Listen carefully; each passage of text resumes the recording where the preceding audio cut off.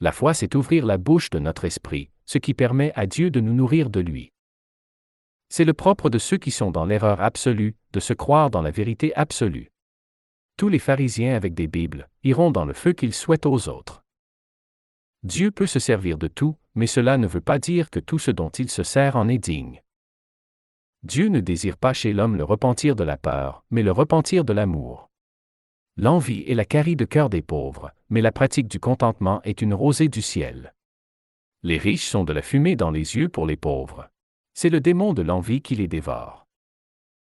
Reprendre une personne étroite d'esprit, c'est déchaîner l'enfer contre soi. Celui qui n'a pas un profond amour pour les âmes égare toujours les autres en enseignant.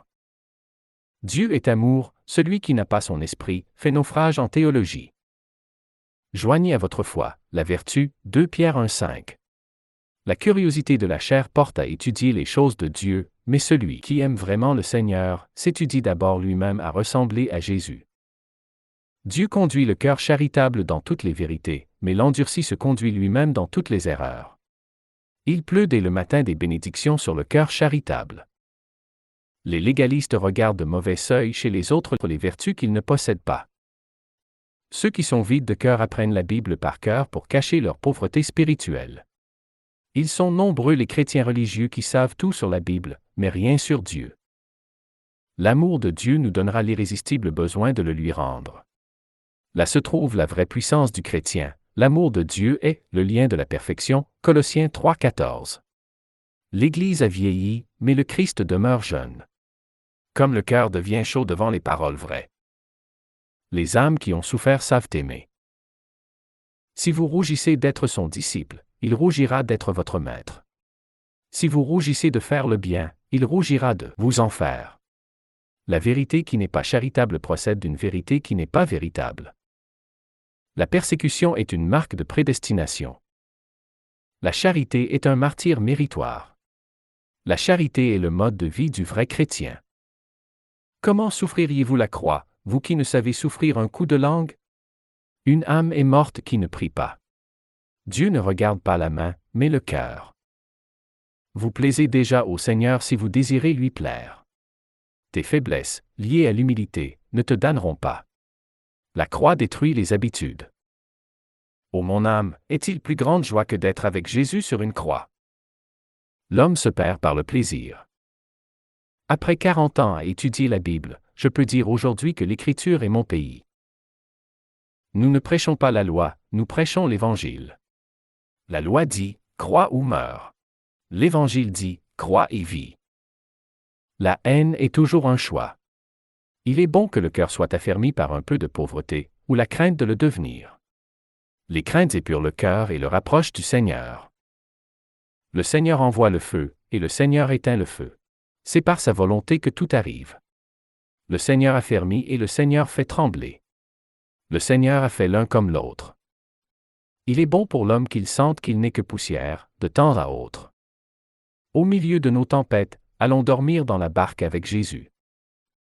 La foi fait marcher au milieu du feu, sans en prendre l'odeur. La crainte de Dieu est plus forte que les craintes du monde. Sa crainte nous garde en sécurité contre le péché.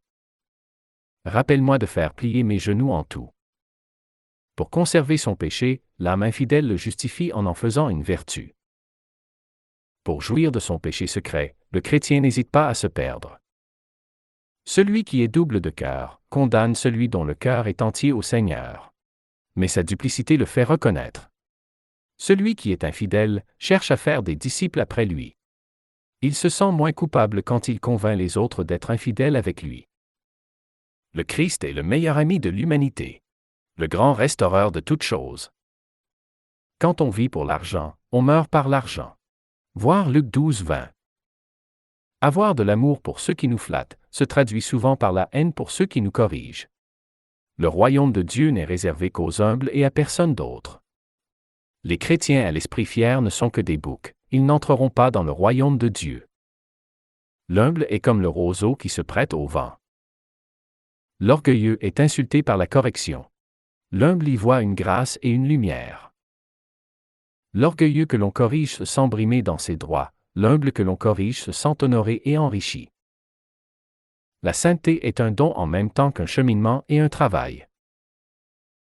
Pour acquérir de l'humilité, le sage donne tout, l'orgueilleux ne donne rien, il préfère demeurer fou.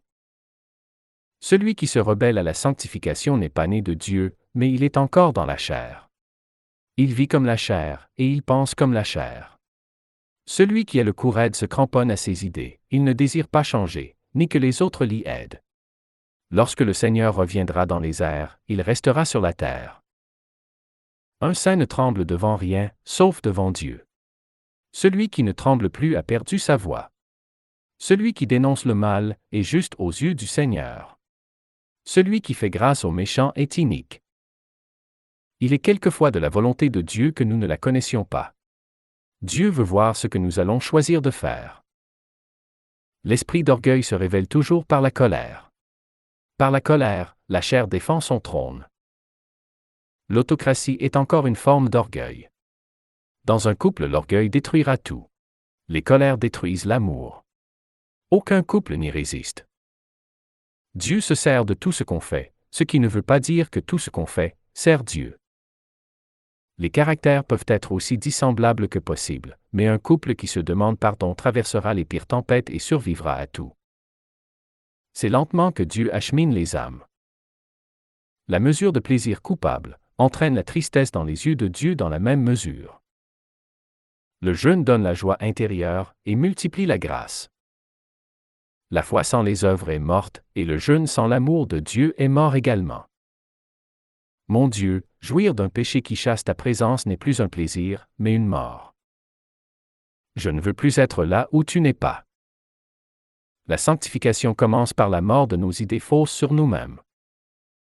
C'est déjà avoir un pied dans le ciel que de suivre Jésus sur la terre. Quand l'ivraie persécute le blé, le Seigneur ouvre les yeux et jure de se souvenir. La lecture des évangiles fait sur l'âme office de lumière et de chaleur du soleil sur l'âme. Le zèle amer de la chair et de ses disputes vient non du ciel, mais de la terre. Les 10 béatitudes sont 10 souffrances transformées en 10 bénédictions. Il est des âmes qui sont comme Jésus, et dont il sort une vertu secrète qui guérit les autres. Il fait froid quelquefois dans nos vies. Il est tels livres qui sont une bénédiction et qui nous réchauffent mieux qu'un ami. Quand des persécutions s'élèveront contre l'Église, l'ivraie reniera sa foi et s'enfuira. Les corrections justes mènent à la sainteté, celui qui s'y rebelle se verra rétrogradé. La plante de la sainteté grandit dans le cœur de celui qui l'aime, mais elle se durcit et sèche chez le rebelle. La plus grande forme d'amour pour l'humanité, c'est de l'évangéliser. Celui qui est de Dieu aime celui qui le corrige selon Dieu. Notre place est avec lui, et notre âme soupire jusqu'à ce que nous reposions en lui. Tout ce qui me fait soupirer pour le ciel concourt à mon plus grand bien. Les soupirs pour le ciel sont la preuve de notre appartenance céleste. Celui qui a pleuré en a fini avec sa dette. L'âme qui se recueille devient toute divine.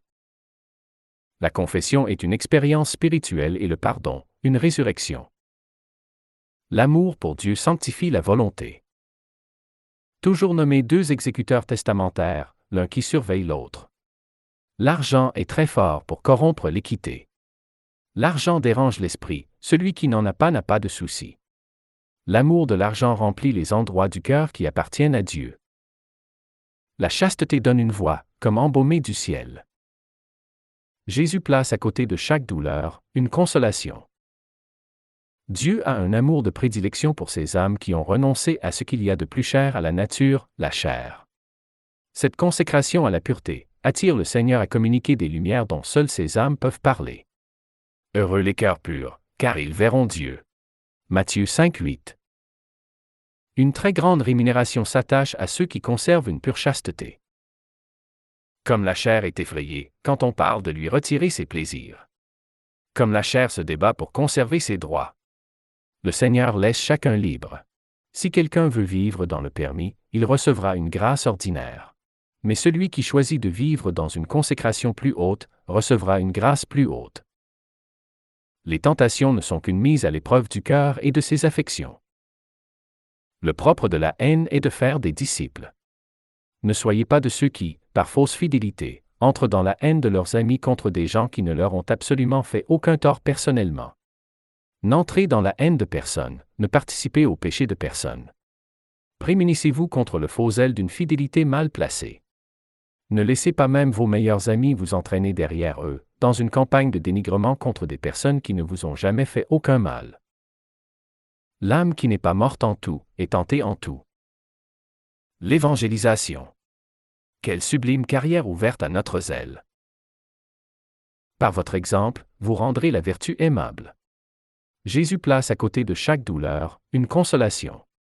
Celui qui a essuyé les larmes des autres, Dieu essuiera les siennes le temps venu. Voulez-vous être heureux? Essuyez des larmes. Tous ceux qui veulent vivre pieusement en Jésus-Christ seront persécutés par les chrétiens qui se sentent coupables de leur relâchement. Les croyants qui ont fait des choix de consécration plus élevés seront toujours persécutés par ceux qui tiennent à demeurer dans leur zone de confort. Les uns disent, on n'est pas obligé de faire ça. D'autres disent, que veux-tu que je fasse de plus, Seigneur? Que l'homme qui aspire à la charge de prophète sache qu'il aspire à un suicide social. Souvent les gens me lisent avec une conscience agacée. Quand je parle d'argent, de pauvreté volontaire, de chasteté et d'unité, les représailles ne se font pas attendre. À travers l'évangéliste, Dieu satisfait son besoin d'aimer. Tout ce qui souffre a besoin de prier.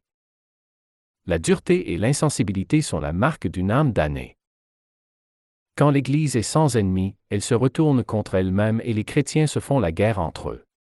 Quand les feux de la persécution se rallument, les disputes cessent et sa beauté ressurgit. Ce sont nos ennemis qui nous émondent et nous cultivent. Le Christ sur la croix a gardé un constant silence dans ses souffrances pour expier notre constant désir de nous plaindre des nôtres. L'imitation de Jésus-Christ dans ses souffrances nous libère du fardeau des nôtres.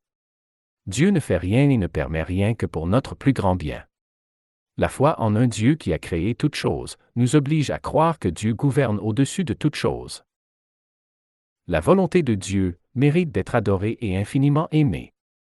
La conclusion de mes observations, c'est qu'il y a autant d'âmes rebelles dans les églises que dans le monde. Les gens du monde sont rebelles à leur salut et les gens d'église sont rebelles à leur sanctification. Les âmes silencieuses paraissent faibles, mais Dieu les prépare pour quelque chose d'héroïque. Jésus désire le salut de tous, mais il ne conduit personne d'une manière violente dans son royaume. Jésus est un Seigneur gentil. Par ses réprimandes, Jésus jetait de la lumière sur l'orgueil de ses ennemis pour les aider à s'en convertir. Dieu soulage les humbles des affronts des orgueilleux. Je lis les évangiles et je regarde Jésus. Regardez le Christ s'est déjà commencé à devenir comme lui. Regardez Jésus communique la grâce de lui ressembler. Le but unique de la vie est de l'imiter et de le faire connaître. En quoi consiste l'esprit intérieur? C'est la disposition d'une âme qui cherche Dieu avec simplicité, qui n'a d'autre vue dans toutes ses actions que celle de lui plaire et de ne pas paraître. La vie intérieure est l'ornement de l'âme. Mieux vaut amasser les biens de la grâce que les biens de la terre. Lui seul est un trésor digne de nos recherches et de notre amour. Pourquoi chercher ailleurs, quand Dieu a tout ce que je désire? Une âme possède toute chose, quand elle possède celui qui possède toute chose.